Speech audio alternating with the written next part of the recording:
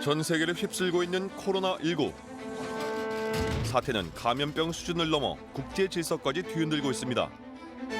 이번에 아마 가장 타격을 입은 국가는 환자의 확진자의 수라든가 피해자 수에 관계없이 아마 미국과 중국이 될 건 분명합니다. 강대국이 완전히 주도하는 질서는 이제 쉽지 않다. 미국이든 중국이든 이번 사건을 보면 믿을 나라가 없는 거죠. 국제사회가 굉장히 혼란에 빠져 있거든요. 일종의 로드맵을 제시를 못하고 있는 상황이에요. 단기적으로는 각자 도생이 될 것 같고. 혼돈에 빠진 세계. 방역 모범국으로 평가받고 있는 우리나라는 어떤 길을 모색해야 할까요? 우리가 중견국이라고 하잖아요.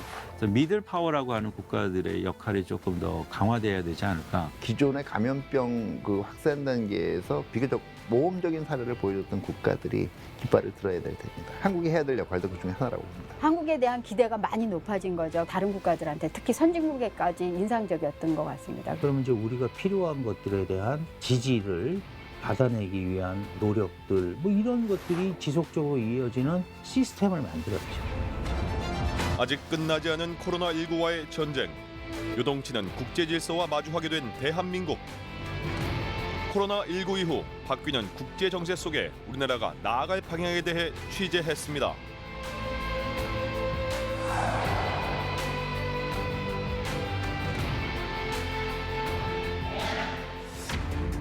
Thank you very much. There's investigations, as you probably know. 도널드 트럼프 미국 대통령이 코로나19 발생에 대해 중국 책임론을 또다시 제기하고 나섰습니다. If it could have been stopped at the source, it could have been stopped quickly, and it wouldn't have spread all over the world. And we think that should have happened. So we'll let you know at the appropriate time. But we are doing serious investigations. 미국과 유럽, 지역을 가리지 않고 전 세계로 확산된 코로나19로 인한 경제적 손실을 언급하며 손해배상 청구까지 거론했는데요. 이에 중국 정부는 터무니없는 공세라며 트럼프 대통령을 겨냥한 비난의 수위를 높였습니다. 美国的政客一再罔顾事实，睁着眼睛说瞎话，目的只有一个，就是企图推卸对自身疫情防控不力的责任，转移视线。 중국은 사실은 더 큰 범위에서 얘기하면 이렇습니다. 트럼프가 미국만의 세기를 강조하고 미국만의 이익을 강조하는 이런 보호주의 질서로 가다 보니 이런 상황이 벌어졌을 때 국제 간의 협력도 어렵게 만들었다. G2라 불리는 미국과 중국은 물론 세계 각국 정상들의 리더십이 시험대에 오른 코로나19 사태. 바이러스가 국제 패권까지 흔들고 있는 겁니다. 인류사에서 전염병은 역사의 흐름을 종종 뒤바꿔 놨습니다. 14세기 중세 유럽에 창궐한 흑사병. 이 병으로 당시 유럽 인구의 3분의 1이 감소한 걸로 전해집니다. 노동력이 부족해져 농민들의 발언권이 세졌고 결국 봉건 제도를 무너뜨립니다. 16세기 스페인 군대에 의해 남미에 전파된 천연두는 내성이 없던 원주민을 몰락시켰습니다. 남미를 통해 얻은 금과 은이 유럽에 쏟아져 들어왔고 상공업자의 지위가 강화되며 계몽사상이 싹터 중세와 결별하게 됩니다. 1918년부터 2년간 전 세계 5억 명을 감염시킨 스페인 독감. 사망자는 무려 5천만에서 1억 명에 달합니다. 전 세계에 확산된 스페인 독감으로 1차 세계대전의 양상이 바뀌었고 결과적으로 유럽이 쥐고 있던 세계 패권은 미국의 손에 넘어가게 됩니다. 그리고 꼭 100년 뒤 스페인 독감과 닮은 꼴 코로나19가 창궐했습니다. 전문가들은 이번 코로나19 역시 세계 질서를 재편할 것으로 전망합니다. 결국은 사람들이 그냥 그동안 감염병이 확산돼 봐야 얼마나 큰 위험이 있을까라고 생각을 했는데 이게 이른바 얘기하는 전쟁이나 테러 정도보다 만큼의 큰 이 파급 영향이 있다는 걸 깨닫게 됐기 때문에 국제 질서라고 하는 것이 조금씩 변화를 축적해 가다가 어떤 대형 계기, 특히 전쟁과 같은 상황이 발생했을 때 급변하는 그런 양태를 보여왔습니다. 그게 역사적인 형태입니다. 현재 국제 질서는 2000년대서부터 변화를 축적해 오고 있었는데 이번 코로나 사태가 어쩌면은 전쟁에 버금가는 그러한 그 변화의 계기가 되지 않을까 생각을 합니다. 중국 우한에서 집단으로 발생한 신종 코로나 바이러스로 인한 폐렴, 이른바 우한 폐렴이 급속히 확산할 조짐을 보이고 있습니다. 후베이성 우한에서는 이틀 만에 세계 질서의 변동은 코로나19 발생 초기부터 조짐을 보이기 시작했습니다. 이에 따라 우한에서 코로나19가 시작된 중국이 초기 대응의 미숙함을 드러내면서 전 세계를 향한 패권과 신뢰도 조금씩 무너지기 시작한 겁니다. 중국 내 우한 폐렴 누적 환자 수는 중국은 초기에는 그 사실을 감췄고 그리고 그것을 인정하고 난 뒤에도 감염자 수나 사망자 데이터를 조작을 해서 다른 국가들이 상황의 중대성을 판단을 하고 적절한 대비를 하는 것을 저해했습니다. 그래서 중국은 신뢰와 책임이라고 하는 두 부분에 있어서 상당한 문제를 일으킨 거죠. 특히 중국 권력의 정점에 있는 시진핑 국가주석이 사태 초기 모습을 드러내지 않으면서 거센 비판이 일었는데요. 베이징 확진자가 300명을 넘어선 2월에서야 시 주석이 등장했습니다. 信心百倍的打好这一场阻击战、总体战，打好这一场人民战争我们一定要树立信心，一定会胜。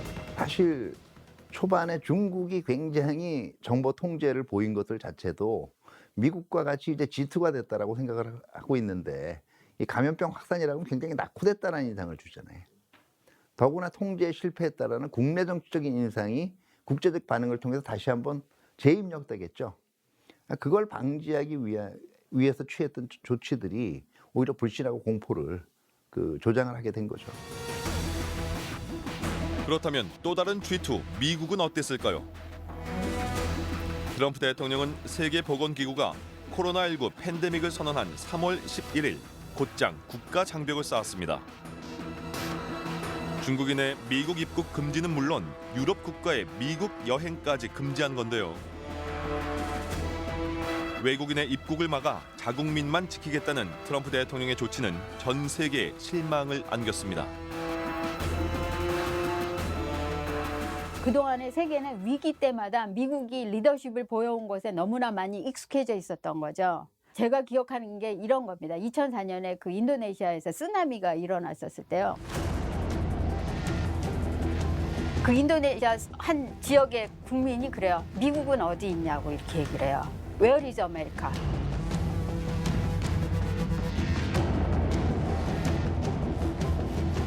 그게 그러니까 정말로 아주 작은 국가의 국민들한테도 그런 식으로 이제 미국의 역할이라고 하는 게 미국의 리더십이라고 하는 게 각인이 되어 있는 겁니다. 미국은 이 코로나 사태로 인해서 국가들이 인명과 경제적으로 위기를 겪는 것이 발생하지 않도록 어떤 조치를 다 같이 취하자 이런 그 리더십을 보였을 겁니다. 근데 이제 전혀 그렇지 못했던 거죠. 심지어 트럼프 대통령은 사태 초기 코로나19를 독감 정도로 치부하며 적극적인 대응을 망설였고 결국 확진자 세계 1위의 오명을 안게 됐는데요. 이러한 상황에 자국 내 비판의 목소리도 커지고 있습니다.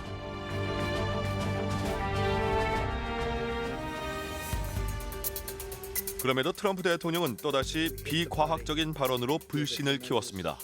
Whether it's ultraviolet or is there a way we can do something like that by injection inside or almost a cleaning because you see it gets on the lungs and it does a tremendous number on the lungs. So it'd be interesting to check.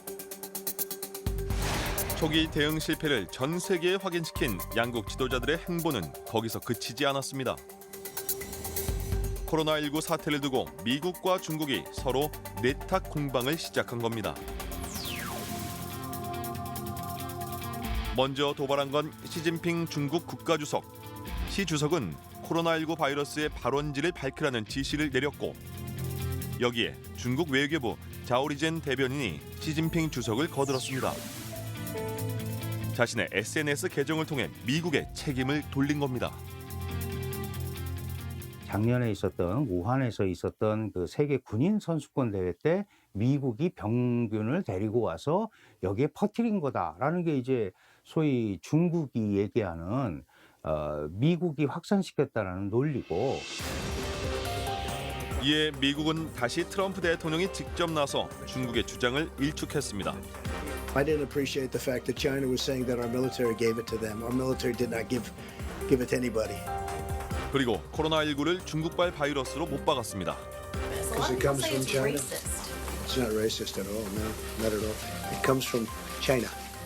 That's why. It comes from China. 중국이 첫 번째 병례가 12월 7일 날 나왔음에도 불구하고 1월 23일에 가서야 정부가 공식적으로 인정을 하고 우한을 통제하기 시작했단 말이죠. 이 거의 45일, 50일의 기간 동안 중국이 이걸 막지 못했기 때문에 전 세계적으로 퍼졌다. 정보를 통제하고 정보를 제대로 국제사회에 알리지 않아서 국제사회의 방역 협조마저도 어렵게 만들었다. 그래서 중국이 책임을 져야 된다. 이게 이제 미국이 얘기하는 중국 책임론이고요. 미중 정상은 물론 양국 외교 수장들까지 나서서 벌인 책임 공방은 두 나라의 권위를 실추시키기 충분했습니다. 이번에 아마 가장 타격을 입은 국가는 실제로 감염 환자의 확진자의 수라든가 피해자 수에 관계없이 아마 미국과 중국이 될 건 분명합니다. 왜냐하면은 사실은 뭐 다른 부분들은 모르겠지만 적어도 감염병 분야에 있어서 두 국가가 이미 상당히 경제적으로 발전된 국가이기 때문에 잘 대응할 걸로 생각을 했는데 그렇지 못했거든요. 다시 말해서 세계 나머지 국가들이 이걸 따라할 만한 베스트 프랙티스를 보여주지 못한 거죠.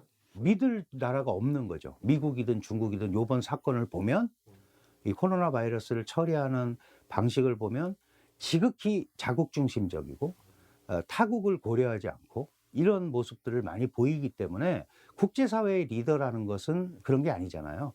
근데 그런 리더십을 많이 상실했다. 글로벌 위기 앞에 드러난 G2의 민낯. 코로나19는 이제 국제사회 두 강대국의 역할을 다시 생각하게 하는 계기가 되고 있습니다.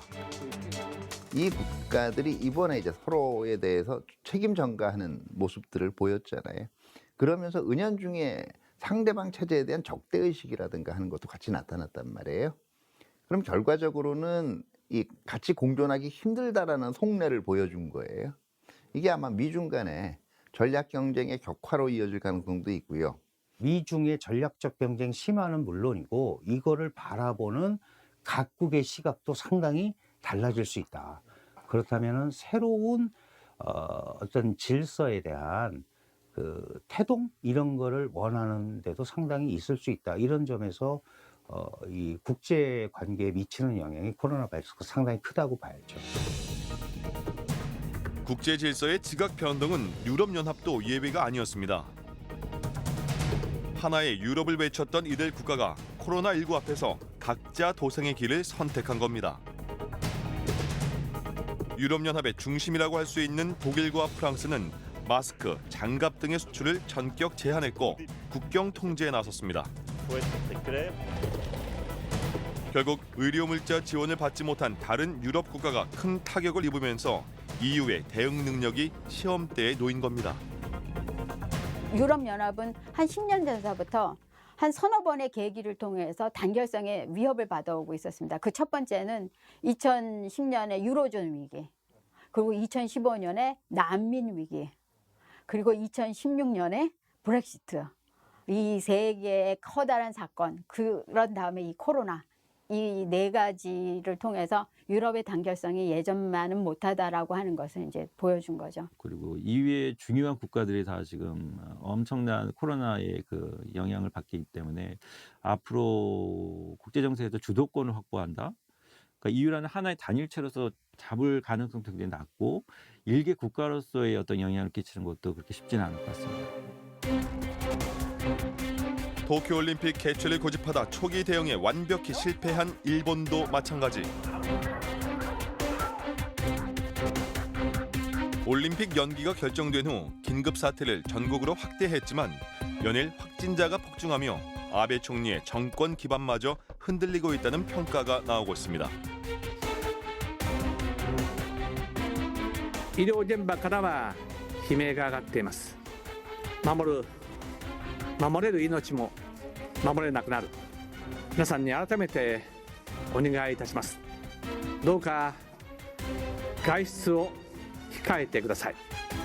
일본 같은 경우에는 분명히 시스템이 있을 텐데요. 우리보다 잘 돼 있을 겁니다. 그런데 그럼에도 불구하고 안 되는 이유는 결국 지도자가 늑장을 부렸다는 거죠. 그래서 올림픽 때문에 계속 늑장을 부리다가 결국은 이런 사태가 오지 않았는가. 각종 정치 문제와 경제난까지 겹친 국가들은 그야말로 공포의 나날들. 그러나 세계 최강국이라 불리는 미국조차 자국 내 경제 문제와 대선까지 앞두고 있어서 국제적 리더십을 기대하기는 어려워 보입니다. 믿을 데가 없어지는 거죠. 결과적으로는 어떻게 보면은 이게 국제적인 이 아나키 현상이 각 그 국가들의 각자 도생하고 맞물려서 더 혼란스럽게 진행되지 않을까 생각이 됩니다. 그러니까 각국 정부의 주요 역할이 국민들이 가지는 공포심을 어떻게 근본적으로 해결해 주는가. 그걸 잘할수록 유능한 정부라고 평가를 받게 될 겁니다. 세계 각국 정상들이 혼란에 빠져 있는 동안 세계보건기구 WHO의 대처법도 논란의 중심에 섰습니다. 전문가들은 국제기구가 제 역할을 상실한 지 오래라고 평가하는데요. 제 소견으로는 국제기구 수장이 할 수 있는 게 거의 없다고 보셔도 될 것 같아요. 특히 WHO나 UN 기구의 가장 큰 문제는 재정의 지금 종속성입니다. 지난달 14일 American taxpayers provide between $400 million and $500 million per year to the WHO. In contrast, China contributes roughly $40 million a year. 트럼프 대통령의 자금 지원 중단 발표에 WHO도 즉각 유감을 표했습니다. We regret the decision of the President of the United States to order a hold in funding to the World Health Organization. 김태균 교수는 국제기구가 제 역할을 못하는 게 독특한 자금 구조 때문이라고 지적합니다. 국제기구 내부에는 특히 유엔기구입니다. 코어 펀딩이 있고 낭코어라는 게 있어요. 그래서 낭코어는 뭐냐면 이게 분담금을 기여하는 회원국들이 거기에 꼬리표를 달아가지고요. WHO 주는 겁니다. 그래서 WHO는 그냥 이행만 하는 것이지 그 돈을 가지고 WHO가 하고 싶어 하는 사업을 못하게 돼 있습니다. 근데 코어 펀딩은 WHO가 스스로 원하는 작업들을 할 수 있는 것이죠. 근데 지금 보시면 95%가 낭코어예요. 95%가 꼬리표가 달려 있다는 겁니다. 국제기구에. 그 5%를 가지고 이런 걸 대응할 수 없다는 거죠. 만약에 이런 신종 감염병이 터지면 WHO가 신속하게 대응할 수 없다는 겁니다. 돈이 없어서요. 이 재원에 대한 종속성을 깨지 않는 이상 앞으로도 기대하기 좀 어렵다는 거예요. 세계적 전염병 앞에 강대국도 국제기구도 세계 리더의 역할을 못하고 있다면 국가는 어떤 역할을 해야 할까요? 그 해답은 코로나19 사태 속 비교적 모범적 조치를 취한 국가에게서 찾을 수 있다는데요. 우리나라도 대표 국가 중 하나입니다. To focus on the case finding, contact tracing, the isolation of cases, the quarantine of contacts. That work has allowed Korea not to have to put in place the measures. 그 다른 국가들한테 특히 선진국에까지 인상적이었던 것 같습니다. 그래서 이제 한국의 지위가 올라갔다라고 저는 생각을 합니다. 더군다나 미국하고 중국이 그런 식으로 리더십의 그러니까 실추를 보인 이 상황에서는 이 코로나 문제를 해결하는 데 있어서 어떤 국가가 좋은 모습을 보였느냐 그거는 상당한 그러니까 파장을 가질 수밖에 없는 거라고 저는 생각을 합니다. 예. 지금 한국이 이번 감염병과 관련해서 보여준 정보의 공유는요. 그 적어도 한국은 다른 국가처럼 세계화하고 거꾸로 가지는 않았다라는 거고요. 가장 제가 보기에는 이 좋은 선례를 보여줬다고 얘기하는 것이 일단 출입국 면에서 외국으로의 출입국 면에서 손해를 보면서도 감염병과 관련된 정보를 거의 실시간에 가깝게 세계하고 공유하는 데 성공을 했다라는 거고요. 그런 면에서는 그게 아마 한국의 이제 소프트 파워에는 결정적인 이 긍정적인 영향을 미칠 거고요. 그만큼 한국이 얘기하는 거에서 신뢰도가 굉장히 올라갔을 겁니다. 코로나19 사태를 조금씩 헤쳐나온 국가들은 위기 극복의 방법을 주변 국가에 전하고 코로나19 사태를 종식시킬 수 있는 최선의 조치를 함께 강구해 나가야 할 때입니다. 지금 국제사회가 한 3개월 동안 보인 감염병 관련 건 일종의 트라우마예요.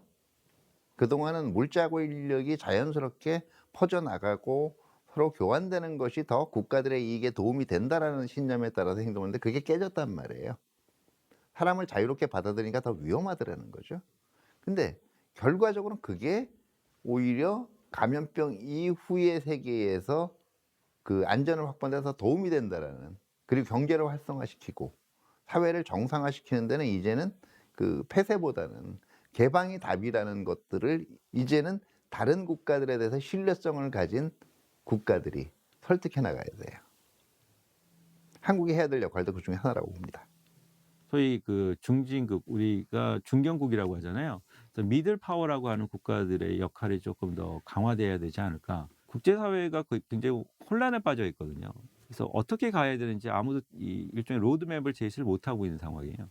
그렇다면 한국이 한번 얘기를 해볼 수 있지 않을까. 특히 민주주의고, 그리고 일종의 단기간 저희 한 2-3달 만에 이거 종식까지는 아니지만 어느 정도 지금 잡힌 상황이고, 그리고 미국을 위시한 G7이 굉장히 혼란상에 빠져 있다. 그리고 중국도 과연 신뢰도가 우리가 확보할 수 있을까? 그것도 아닌 것 같고. 그렇다면 한국이 어느 정도 가이드라인을 주는 게 저는 국제사회를 위해서 되게 좋다. 이게 한국뿐만이 아니라 서로 상생할 수 있는 길을 보는 것이죠.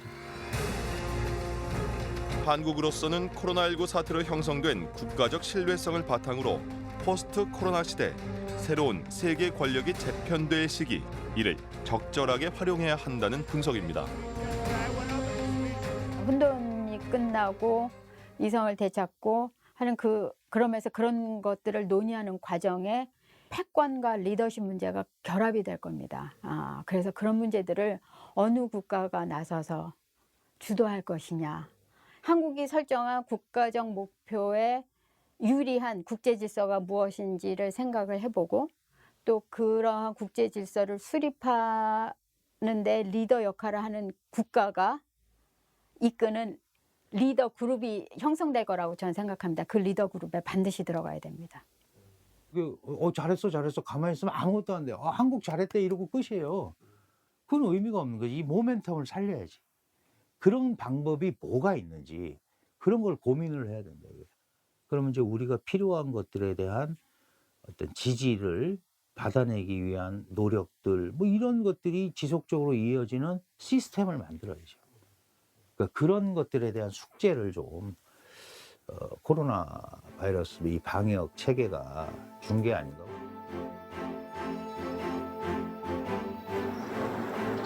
코로나19 이후의 세계. 어쩌면 우리는 벌써 그 세계에 들어섰는지 모릅니다. 석학들은 세상이 변화할 것이라고 했고, 세계 질서가 영원히 바뀔 것이라고 말했습니다.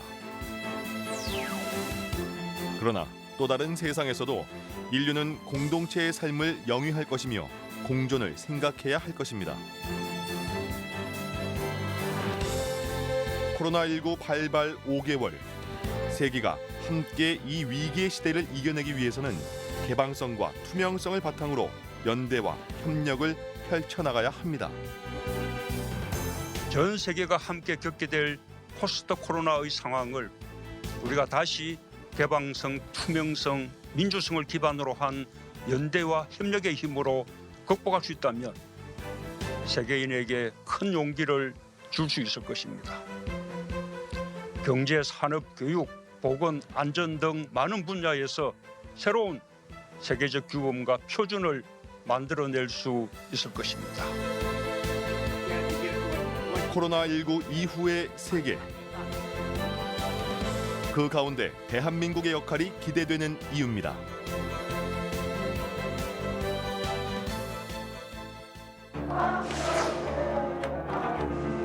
병원 앞에 이렇게 들어놓고 깨댕이 한딱 뺏겨서 빤스 난입 해놨어요. 당목을 넣고 덮어놨습니다.